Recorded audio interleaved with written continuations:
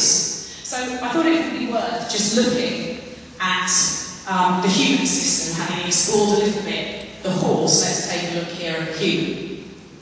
So here we have a picture of a human spine and pelvis facing towards you.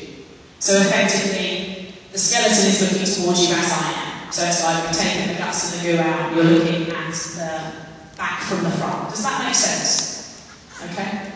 And what you see here is the spine coming down, it's this sort of bowl-shaped affair that we, for argument's sake, are going to call pelvis. Oh my goodness. Is that your stomach there? And here within the pelvis, we have the seat bones. And even before I was sort of particularly interested or aware of sort of human anatomy, I did sort of know that the seat bones were supposed to point straight down, and the seat bones were supposed to be in the deepest part of the saddle. And I vaguely sort of kind of knew that the seat bones were the two blackest bits of bone inside my arm, except for my tailbone. But what somehow I hadn't worked out was that the seat bones are connected to the pubic bone via these sort of sled-like runners that start at the seat bone and run forwards and upwards towards the pubic bone, and then pretty much where the little red line is here. And then you've got the front of the pubic bone line here running back and down the slope towards the seat bone at the back. And this was quite important learning for me from the point of view of really understanding that pelvis is the primary base of support when you're on a horse. So as I stand here talking to you, my feet are my primary base of support. But when we're on a horse, and when you're looking at those riders where it just looks right, they really know, usually on an unconscious level, what to do with that. So then if we take a look at the pelvis from the sort of samurai view, if you like, it's a bit undignified, but nonetheless, you see the seat bone right and left, and the pubic rami running up towards the pubic bone at the front. Incidentally, hopefully none of you are held together with this metal pin here. Most of us are sort of bound together with pretty tight ligaments there, but somebody might, I don't know. But this makes, as you can see illustrated by the same spine and pelvis photographed here that we balanced on the saddle horse. When you get that organised, when you get the whole of your underneath down, so that whole area from seat bone to pubic rami, across there, back down to seat bone again, down and on the saddle, it's a very balanced place to sit. Stan certainly hasn't got any muscles. Stan, sorry, I didn't introduce you, is what we call the skeleton. He's just balancing there. Okay? Now, part of how you can balance there with no muscles is because, of course, that's on a static saddle horse. There's a whole load of other forces acting on the rider when the horse gets moving, and that require core strength and other things. But it's how one holds oneself in this kind of spinal alignment that really begins to give the rider that look of as if they grew out of the back of the horse, as if they and the horse were one animal. And I think, whether your goal is to hack safely or to compete successfully doesn't really matter to me, certainly. Most of us want to have that feeling of oneness with the horse, that sort of emotional and physical connection. So, I put Stan here on the riding simulator, Ashen, for you to see him stacked up in neutral spine. There's some rather suspicious hands here, holding Stan in neutral spine. So you can see the seat bones here in the deepest part of the saddle, and the pubic rami run up the slope of the twist of the saddle towards the pommel. And if you don't angle this so in such a way as you're truly in neutral spine and neutral health, that can be really uncomfortable, certainly for guys, but also for women too. If you've got a saddle that puts pressure in the wrong place, then you're not going to be having a terribly pleasant time when you're on your horse. And then if we take a look at, okay, if you put the skin and the flesh and the guts and the goo and everything on top of neutral spine, what does that look like in the rider? Okay, so this picture here illustrates the rider absolutely in neutral spine. And in neutral spine it's far easier for the rider to be aligned shoulder, hip, heel. And again, that's something everyone knows, isn't it? Everyone knows there should be aligned shoulder, hip, heel. Anyone not heard of that? How many people are doing it then? So it's a really interesting one to me, that.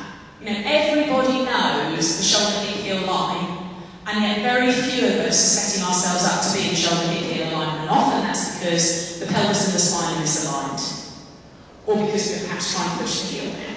There are all sorts of issues that can come into that. So even though we know we should be doing it, often no more than lip service is really paid to it.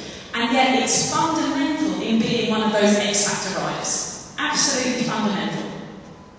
Shoulder, hip, heel. It's partly what makes you, if you like, pick-upable by a horse. So what I mean by that is like the way you organise yourself and the way you balance yourself makes you more or less easy for the horse to carry. And maybe that sounds ridiculous, but any of you who have got kids will certainly know that if they want to be picked up, they can feel much less heavy than when they don't want to be picked up, right? Or if they're asleep, they're a different type of weight to carry. Or even if you haven't had the experience of picking up kids, you certainly know when your horse uses his muscles to flex his joints so that you can pick his feet up, or one that makes you his fourth leg. Same leg, but perceived by you as a very different way. And the same is true for the horse and the rider. And certainly that's something that we're going to be looking at with the riders after the interval. You know, if we align the rider in neutral spine and shoulder, hip, heel, what happens to the horse? Then we're looking at stand aligned with his back round. So when the rider rounds the back, the pubic bone comes up, the seat bone's to under, and the rider sits on a much more sort of roundy, rubber-shaped bit of seat bone. And therefore it is much less stable. Broadly speaking, I think there are two types of ways that the rider rounds the back. One would be more in this, what I would call the sort of driving round back seat, that the riders position themselves here. So perhaps the rider who has misunderstood the instruction to use their seat, sit deep, drive, push, those kind of instructions, often elicit this sort of response. You can see the round back rider tends to be foot forward as well. Foot forward of shoulder, hip, heel. And will often, but not always, be shoulder back of hip, heel. The other round backs, and I didn't put it on here, maybe I should have done, but you would identify, you would know it, is the kind of like cowboy-esque style rider. And by that I don't mean organised Western riders, because they too place great value on shoulder, hip, heel alignment. You know, it couldn't be any more important to anyone than a Western rider to be able to carry, you know, where the horse has to carry the rider all day or has to make sliding stops and fast turns to be in balance. So I'm certainly no authority on Western riding, but I have worked on striding with some elite Western riders, and they want to be in balance too, it's really clear. The hollow-backed rider, or hollow-backed skeleton, has the pubic bone two down and the seat bones out behind, and this curve here at the spine tends to be exaggerated. And again, there are two types of ways that people will hollow their back. There's what I loosely define as the nervous novice hollow-backed rider. Okay? So the rider where the bum sort of slides back and the front angle between the upper body and the thigh gets too closed. This will be the rider that may end up sort of fetal crouching when what's it hits the fan. Yeah? Will often be the rider that tends to tip forwards. They might pivot about a midpoint of their thigh and their lower leg might get too back, although in this still this rider isn't. But certainly that can happen with the nervous novice hollow-backed rider. And if you recognise any of these, whether it be in yourselves or riders that you see sort of out there, then you get what I've defined here as the sophisticated, if I can say, hollow-backed rider.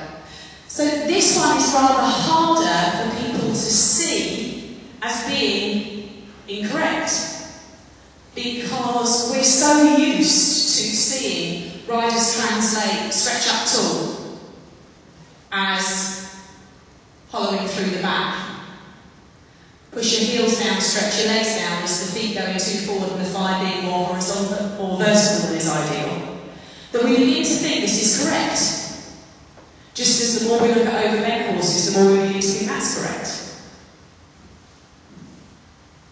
If you compare the neutral spine rider there with the sophisticated climbback rider, the difference is sort of stark, isn't it? But certainly if this rider had arrived in my arena 18 years ago, I'd have been stumped. You know, I'd have had to say all the, you know, making round the riding from the inside leg to the outside hand, because this is pretty much what I thought, what I was taught was correct. This is much more what my goal and my aim is now. The difference is not clear to any of you guys. So far you're with me or you're asleep. Okay. One of the easiest ways for riders to establish whether or not they're a neutral spine and aligned shoulder hip is through the use of Strider, who's the computerised riding simulator that we have at Ashley.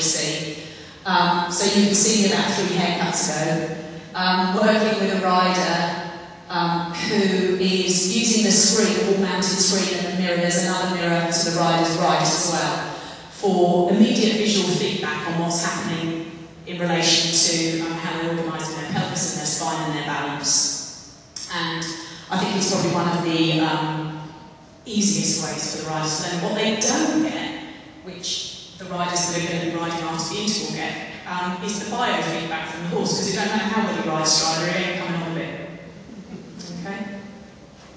The other advantage to the rider, and for me working on Strider, is that whether the rider's in walk, trot or canter, and Strider's got sort of various gait variants that the rider can simulate and practice, I can grab hold and anchor people down where I want them to sit. And I don't do running, so I don't do that in the arena. I might freak calls of it anyway. But certainly it can be quite useful to sort of grab someone. And also some of the asymmetry issues that many of us live our lives with are far easier for me to see on Strider. So if we set the rider up, say, in the sitting trot, there's an asymmetry issue where the rider perhaps, you know, I don't know, collapses on one hip or something like that. If the rider is riding away from me, it's quite hard to get my eye in enough on what's going on. Perhaps if they're riding towards me, I have to get out of the way. But with Strider, I can stand directly behind him and watch for as long as I need to watch. So it's quite a useful tool from that point of view. And relatively new in terms of the way that I tend to teach, because up until his arrival 3 years ago, it would have all been on real horses. I have to say the real horse stuff is still my favourite. I do work Strider quite hard because he costs a lot. But I still think that the work with horses on their own riders is probably my favourite and the most satisfying. But he's a really useful piece of equipment. Far too much of a pain to load for us to